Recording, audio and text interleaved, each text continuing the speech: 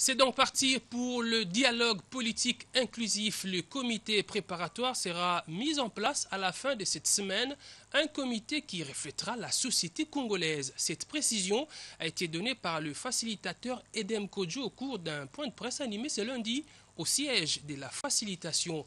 Pour Edem Kodjo, le dialogue n'est pas une mission impossible. Jacques-Olivier Moulouba.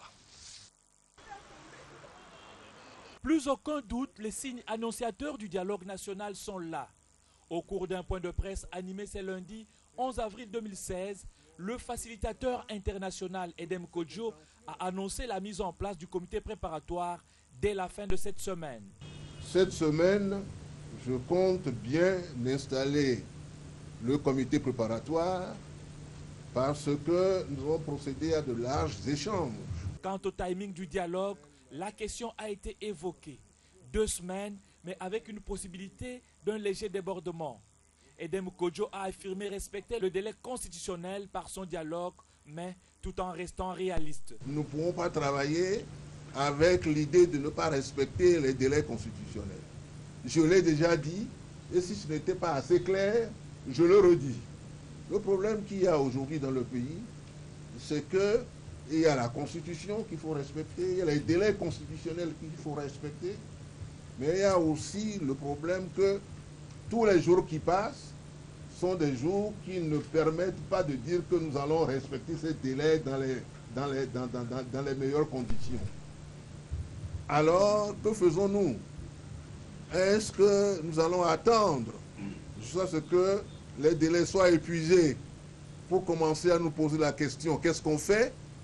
Ou est-ce qu'un homme prudent est normalement avisé, le bon père de famille, nous voyons quelles sont les dispositions qu'ensemble, assis autour d'une table, nous pouvons prendre pour faire avancer les choses. Contrairement à une déclaration de l'opposition politique, il estime qu'il n'existe pas de mission impossible là où il y a la bonne volonté. Voilà pourquoi il réserve de la place à tout le monde. Il y aura des places pour les composants de l'opposition. Et si, chemin faisant, les gens estiment qu'il est temps qu'ils viennent, ils viendront. S'il y a des conditions qu'ils posent, s'agissant de l'éclairage de la mission du facilitateur, on a déjà tout éclairé. Mais s'il y en a d'autres éclairages, on les portera. On ira jusqu'au bout de notre patience, mais on ne fermera jamais la porte. L'objectif visé par Kodjo est d'obtenir une feuille de route acceptée par tous et qui sera considérée comme une boussole. L'UDPS d'Étienne Tshisekedi va participer au dialogue national inclusif. Tous les éclairages et toutes les conditionnalités voulues par ce parti ont été donnés, voire vidés. L'affirmation est du facilitateur Edem Kodjo qui évoque les rencontres qu'il a eues avec la MP et l'UDPS. Je propose de les suivre. Le dialogue continuera. S'agissant des partis d'opposition, nous avons noté quand même une grande évolution au sein de ces partis d'opposition, notamment pour ce qui concerne l'UDPS. J'avais été à Bruxelles moi-même pour rencontrer notre aîné, le président Tshisekedi. Et j'ai été très bien reçu par lui et son entourage, et nous avons discuté. À l'époque, il y avait un certain nombre de doutes sur la position de l'UDPS sur la poursuite de cette opération du dialogue. Et puis, pendant que j'étais à Paris, j'ai eu à rencontrer au mois de mars, la veille de Pâques, une délégation conjointe de l'UDPS et de la mouvance présidentielle. Et cette délégation conjointe m'a fait part du désir de l'UDPS, si on levait un certain nombre d'équivoques, notamment concernant mon propre cas, à savoir si j'étais envoyé spécial ou si j'étais facilitateur, ça ne me paraissait pas clair dans l'esprit de nos frères de l'UDPS qui ont insisté lourdement, ce qui m'a conduit a demandé à Mme Zouma de définir clairement également la mission de son facilitateur.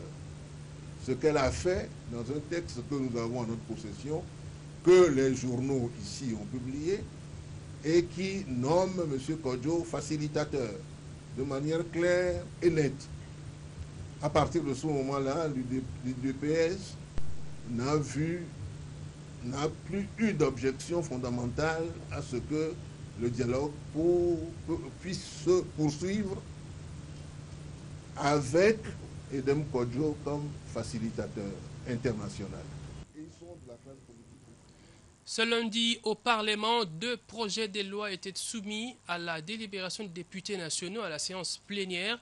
Il s'agit du rapport de la commission mixte PAJ et COFIN relatif au projet de loi déterminant les principes fondamentaux relatifs à la mutualité. Après débat, le rapport a été déclaré recevable.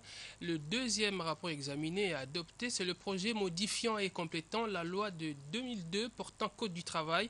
La modification de cette loi vise la fixation de la capacité de contracter à 18 ans, la consécration de la rupture du travail des communs accords et la possibilité pour un étranger ayant rempli certaines conditions d'être désigné à la direction d'un syndicat et l'exclusion du statut sérologique au VIH comme motif de licenciement. Ouverture ce lundi de la réunion du bureau du sous-comité des directeurs généraux des douanes de l'Union africaine. Durant 2 jours, les membres de ce bureau vont définir des stratégies afin de faciliter le commerce transfrontalier. Vicky Moukeba Bodrimata, reportage. Durant 2 jours, les membres du bureau du sous-comité des directeurs généraux des douanes de l'Union africaine vont faire le point des recommandations formulées lors de la 7e réunion du comité des directeurs généraux des douanes de l'UA tenue en septembre 2015 à Kinshasa. Ces assises avaient pour thème la gestion coordonnée des frontières, renforcement des sécurités et facilitation du commerce. Ensemble, ils pourront définir des stratégies afin de faciliter le commerce transfrontalier. Le rôle de notre structure est d'une grande importance au regard des agendas 2063 et 2030 qui lui confient des responsabilités essentielles dans le domaine de la facilitation du commerce intra-africain. Face aux nouveaux défis à relever, il s'avère utile que le sous-comité puisse s'appuyer sur de meilleures pratiques en matière d'intégration. Arrivé à mi-parcours de son mandat, le président du bureau du sous-comité des directeurs généraux des douanes de l'Union africaine, Deo Guiza Maghera, a donné quelques attributions de cette structure. Servir d'organe consultatif de la Commission de l'Union africaine, du comité technique spécialisé chargé des questions commerciales douanières et d'immigration, ainsi que du comité technique spécialisé chargé des questions monétaires et financières. Examiner toutes questions liées au programme et projet de l'Union, en particulier les questions douanières ayant une incidence sur le processus d'intégration africaine, et faire des recommandations aux États partis, aux communautés économiques régionales et à la Commission de l'Union africaine. De son côté, le chef de division de l'Union douanière africaine, Ali Moussa, a appelé les participants à être assidus aux travaux car l'Union douanière africaine attend impatiemment ces résolutions. Nous sommes également invités durant cette rencontre à concevoir ensemble une stratégie pour la mise en œuvre des recommandations issues de la 7e session de votre sous-comité.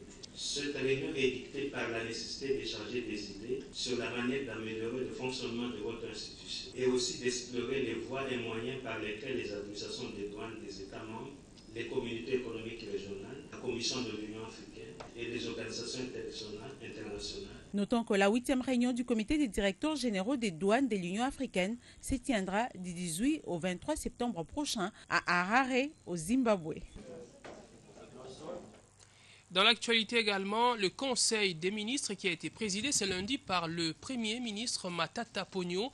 Le chef de l'exécutif central a aussi fait le point sur l'exécution des 28 mesures urgentes du gouvernement. À l'issue de cette 2e réunion, il a été question de préparer le rapport à présenter au président Joseph Kabila en tant que président du comité de pilotage. Suzy Kibira Omari.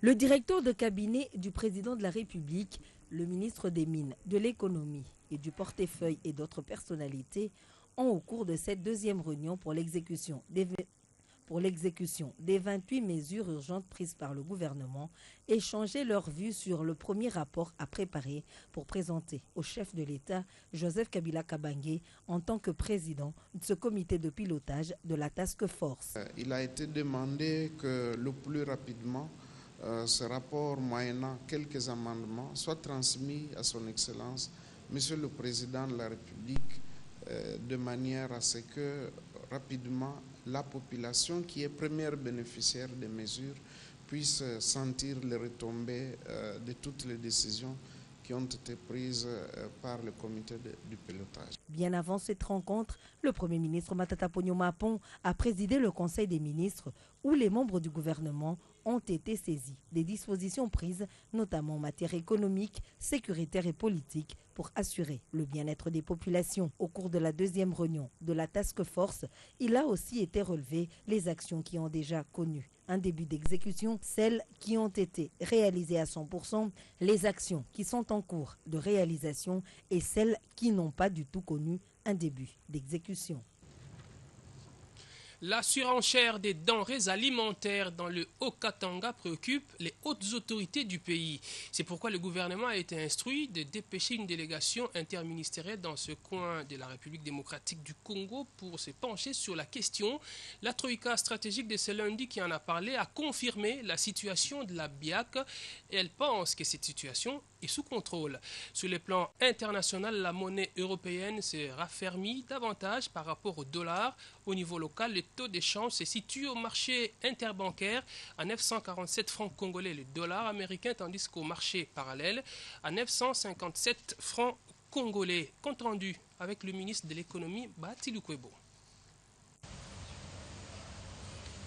Sur le plan international, tout s'est focalisé sur la 9e réunion des ministres africains des finances du plan. Au cours de cette réunion, et il a été démontré effectivement, chiffre à l'appui, que la RDC demeure aujourd'hui un modèle et même un leader en ce qui concerne le taux de croissance économique. Pour ce qui est de notre économie interne, le taux de change s'est situé sur le plan du marché interbancaire à 947 francs congolais le dollar américain, et tandis qu'au marché parallèle, il s'est échangé à 957 francs congolais. Son Excellence, Monsieur le Premier ministre, a transmis à la Troïka l'instruction du Président de la République qui voudrait qu'une délégation interministérielle se rende dans le Haut-Katanga pour examiner sur place la question liée à la hausse vertigineuse des denrées alimentaires. Et donc, c'est une question qui est prise très au sérieux par son Excellence, Monsieur le Président de la République. Il faut noter également que les questions liées à la situation de la banque BIAC, elle est sous contrôle et donc il n'y a pas à s'inquiéter à ce jour. Les opérations ont repris normalement et donc la Banque centrale, tout comme le gouvernement, accompagne la BIAC et pour la stabilité, et nous demandons à tous les clients de faire confiance, il n'y a pas à s'inquiéter outre mesure. Entre-temps, les ménagères de Kinshasa ne savent plus à quel sens se vouer car confrontés à la hausse des prix des denrées alimentaires sur le marché, une conséquence de la montée du dollar. Nos reporters nous signalent que le kilo du poisson chinchard, appelé communément Thomson, est passé de 2000 francs à 4000 francs congolais. Reportage au marché central de Kinshasa de José Olitomake et Suzy Kibiromari. Nous sommes dans un marché de la capitale où les ménagères viennent s'approvisionner en denrées alimentaires. Comme on peut le constater, les étiquettes ont changé pour plusieurs produits alimentaires. Le poulet aliment préféré des Quinois est passé de 3 000 à 6 500 francs congolais, à l'étonnement de toutes les ménagères qui ne savent quoi offrir à la famille. Une tomate, pas possible de l'avoir à moins de francs congolais. L'oignon est passé du simple au double, soit de 500 à 1000 francs congolais. Le poisson chinchard, communément appelé mpiodi, n'a pas non plus gardé son prix. Seul le sucre a gardé son prix. Le sachet revient toujours à 4 800 francs congolais. Le haricot étant désormais à 1 000 francs congolais la mesurette. Vous voulez manger de la pomme de terre? Préparez au moins 2 000 francs congolais pour quelques boules, alors qu'il y a quelques semaines, la même quantité coûtait 1 000 francs congolais. Le kilo de viande fraîche exige un grand effort financier, près de 15 000 francs congolais. Et pour les amoureux du crocodile, apprêtez 17 000 pour un bon morceau. Les consommateurs de poissons salés savent désormais à quoi s'attendre. 10 000 francs congolais, là où ils dépensaient généralement 8 000 pour un morceau d'une petite famille. Les vendeuses et vendeurs pointent les expatriés qui jouissent de la protection de certaines autorités, mais aussi la dernière hausse du dollar américain. Moi, moi, on est pas parce que nazara habitude na tia ba étiquette na biloko nyonso so ye ozwa ba prix na ngame. Siko moi na tia prix exact na comme ko pesa ba client kara selon la taux du jour. Na magasin avant kota magasin bo ze na to changer ba prix. Bo termina banda bo changer ba prix ale bo sombi. Moi pe oti ko sombe exact faut somba ka oti a mesa ya on to somba ka bongo moi na tia ba prix exact bilo e mati makasi. To kufa na bana ba kufa bana ba otanga lisute. Simbe zaki 8 000, ok zaki 6 500, mais lelo ok komi na 8 500. C'est moulto anda somba na 1000 fois, to comme somba c'est mou na 1500, tozo kufa. À cause de la spéculation à la cité, le billet vert se change à 970. Si rien n'est fait, les prix vont s'envoler davantage. Au Congo central, en bref, les transporteurs routiers risquent de débrayer dans les jours à venir si l'on ne fait pas attention. Et pour cause, ces routiers veulent manifester leur solidarité avec les promoteurs du groupe Transloose qui n'arrivent toujours pas à récupérer son argent dans l'affaire qui l'oppose à Pamphile. Badou Abadou dit chez Tonton malgré plusieurs réclamations. En effet, réagissant à une mise au point du gouverneur Jacques Mbadou sur cette affaire, Papi Louzombenkassa dit Transloose fustige l'attitude du chef de l'exécutif provincial qui, selon lui, n'a pas dit la vérité dans cette affaire. Et les promoteurs de Transloose ne demandent qu'une chose, celle de voir les deux personnalités, toutes deux membres de la MP, lui restituer son argent estimé à 250 000 $ américains, car cette affaire ternit l'image non seulement de la province, mais aussi de la majorité présidentielle. La Commission nationale des droits de l'homme va bientôt acquérir les outils stratégiques, méthodologiques et programmatiques nécessaires à l'exécution de sa mission. Pour ce faire, la CNDH, en collaboration avec la MONUSCO aux droits de l'homme, a lancé le processus d'élaboration de son plan stratégique. Les travaux se sont ouverts ce lundi à Kinshasa. Un reportage de Neftali Bouamoutala Ouseni, Clarisse Ekoko, avec Pamphile Papadou. Afin d'arriver à son opérationnalisation et d'acquérir les outils stratégiques, méthodologiques et des programmatiques nécessaires à l'exécution de sa mission de promotion et de protection des droits de l'homme en RDC, la Commission nationale des droits de l'homme, en partenariat avec le Bureau conjoint des Nations Unies aux droits de l'homme, a ouvert l'atelier de lancement du processus d'élaboration de son plan stratégique quinquennal et de son plan d'action prioritaire 2016-2017. Dans le contexte actuel de la RDC, les regards des victimes de violations des droits de l'homme sont tournés vers la CNDH. En tant qu'institution citoyenne d'appui à la démocratie, elle doit démontrer que les citoyens de la RDC peuvent compter sur elle. C'est à ce prix qu'il méritera le respect et considération. C'est une responsabilité très grande.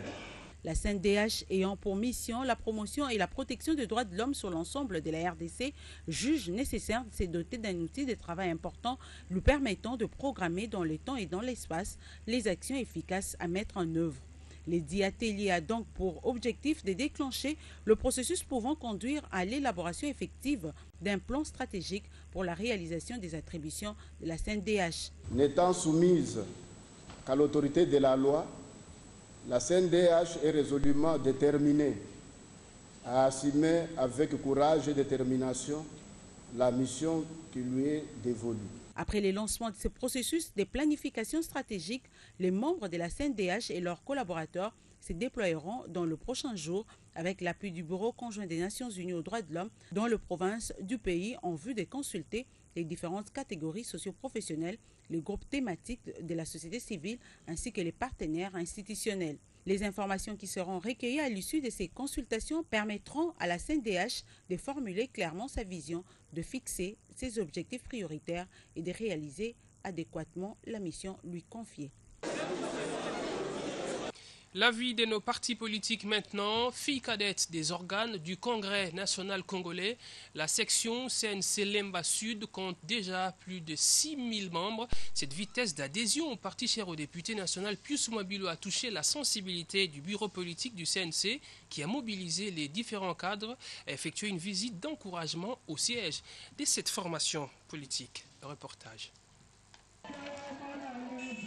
Ils sont venus de plusieurs structures du parti. Ces cadres du Congrès national congolais ont visité les sièges de la cellule mère de Lemba Sud.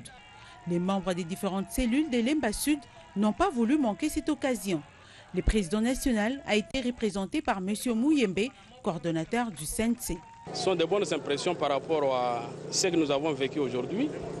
Là, comme vous vous rendez compte, nous avons été invités dans la cellule de Lemba Salongo Sud, qui a été initié par le camarade Blaise Kiara, sous la supervision du camarade Guy Bernard Nkwembe, le professeur.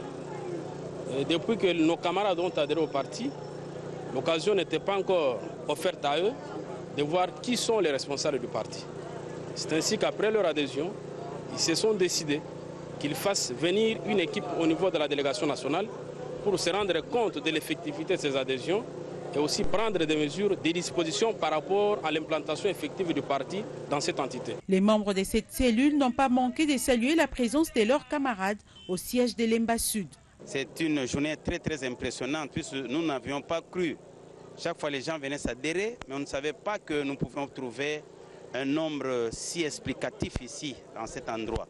Vraiment tout ça c'est pour l'honneur de notre parti et l'avancement, les travaux que le camarade Pius Mwabilo Mbayo, qui est notre président, est en train de faire.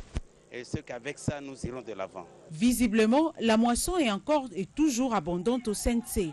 Les partis chers au député national Pius Mwabilo Mbayo Mukala comptent déjà 6600 membres rien que pour la section de Lemba Sud. C'est dire que le Congrès national congolais est réellement une réalité vivante en République démocratique du Congo. En santé, l'humanité célèbre ce lundi 11 avril la journée de la maladie de Parkinson, une maladie dont la cause est inconnue, mais elle se manifeste entre autres par des douleurs mal localisées, difficultés d'écriture et les tremblements d'une main. Les grandes lignes sur cette maladie avec Abdoul Soko et Clarisse Ekoko Kapalai. La maladie de Parkinson fut décrite pour la première fois par James Parkinson entre les années 1755 et 1824. Il décrivit celle-ci sous le nom des paralysies agissantes. Entre 1885 et 1893, le médecin français Charcot donna le nom définitif à cette maladie. C'est le 11 avril, date d'anniversaire de la naissance de James Parkinson, qui est devenue, depuis 1997, la journée mondiale des Parkinson. Cette maladie est une affection dégénérative rare avant 45 ans, touchant 1,5% de la population de plus de 65 ans qui atteint autant les hommes que les femmes. La liaison fondamentale est la dégénérance d'un type de neurones qui produisent de la dopamine, qui est une des substances neurones responsables du contrôle des mouvements du corps. La maladie de Parkinson est un déficit de dopamine dans le cerveau et cela se manifeste par des troubles des mouvements. La cause de la maladie de Parkinson est inconnue. De très rares cas sont héréditaires et dans ces cas, ce sont des maladies de Parkinson survenant chez les sujets très jeunes. De même, aucun facteur de risque n'est connu avec certitude. Le début de la maladie est insidieux. Elle se manifeste par la réduction de l'activité, la fatigabilité anormale, des douleurs mal localisées, les difficultés d'écriture, les tremblements d'une main. La maladie de Parkinson est une maladie chronique que le traitement permet largement l'amélioration, mais pas la guérison.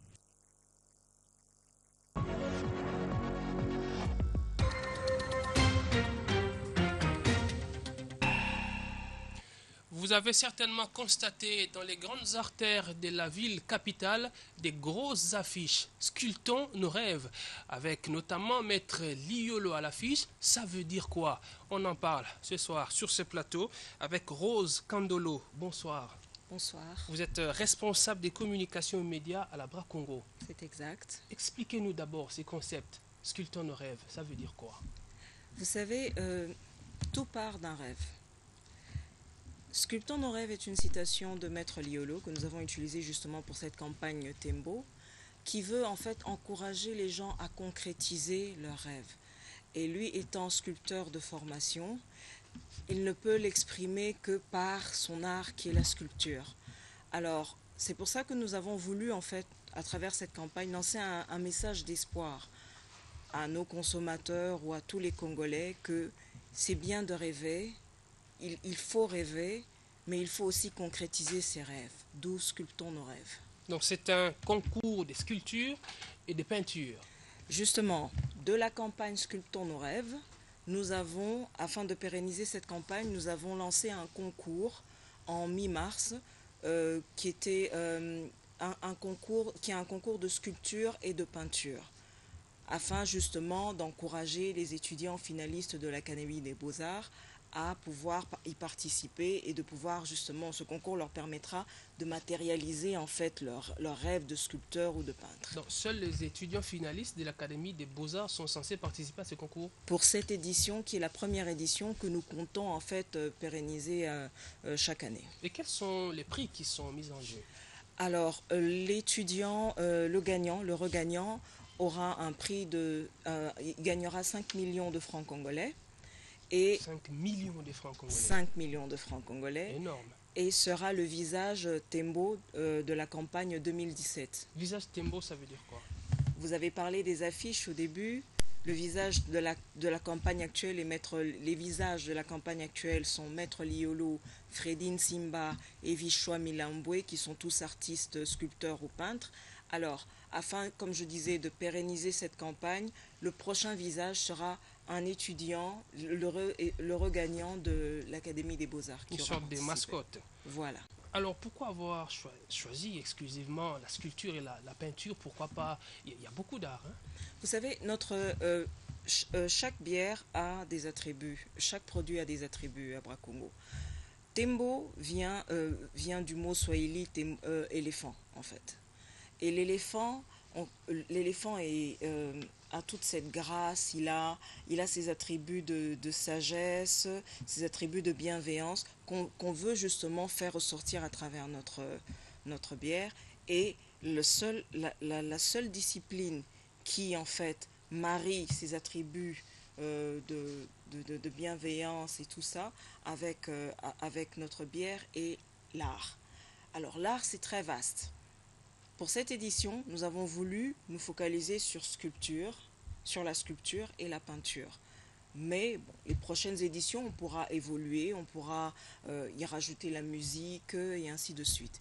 Et on a aussi voulu insister, parce que très souvent le Congo est connu pour sa danse, les problèmes à l'Est et ainsi de suite, pour ses richesses minérales, mais on ne parle pas de son art, qui est très riche. C'est à peine si on connaît quelques artistes congolais. Et ça, pour nous, dans notre devoir social, nous voulons exercer un mécénat justement sur l'art congolais à travers notre bière Tembo. Voilà, peut-être un dernier message, Rose Kandolo, à tous ces étudiants qui sont censés participer au grand public. Nous avons les flyers et toute la communication indique que l'enrôlement a pris fin.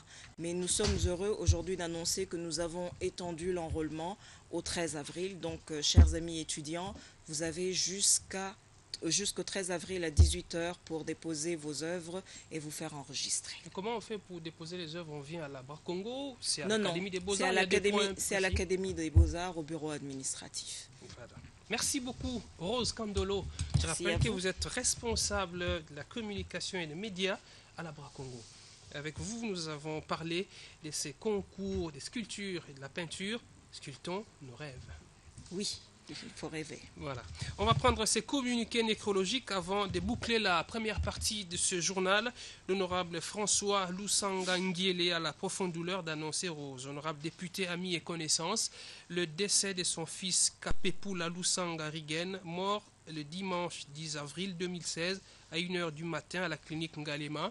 En attendant la levée de son corps de la morgue, les deuils s'observent à sa résidence 6 avenue des Écuries, numéro 55A, Joli Parc, commune d'Ngalema, confère, derrière l'école américaine Tassok. On va maintenant rappeler les principaux titres de cette grande session d'actualité. Comme il fallait s'y attendre, la hausse du dollar commence à influencer les prix des denrées alimentaires sur les marchés. Les prix des aliments des bases à Kinshasa prennent de l'ascenseur. 1 kilo des poissons chinchards s'est négocié à 2000 francs, mais il se négocie maintenant à 4000 francs congolais. En politique, le facilitateur du dialogue national promet la mise en place du comité préparatoire à la fin de cette semaine. Edem Kodjo, pour qui la tenue du dialogue n'est pas une mission impossible, a aussi rassuré de la présence de l'UDPS à ces forums. Ouverture de la réunion des directeurs généraux des douanes de l'Union africaine à Kinshasa. Ces cadres des douanes vont définir des stratégies afin de faciliter le commerce transfrontalier. Restez avec nous sur la RTG. On se retrouve dans quelques minutes avec Patrick Isso Bongese Bokuma pour les actualités sportives.